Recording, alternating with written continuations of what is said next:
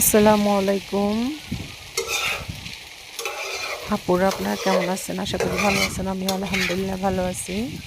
তো আজকে আমি নুডলস রান্না করলাম, সেটা তোমাদের সাথে শেয়ার করলাম। তো কেমন হয়েছে অবশ্যই জানাবে।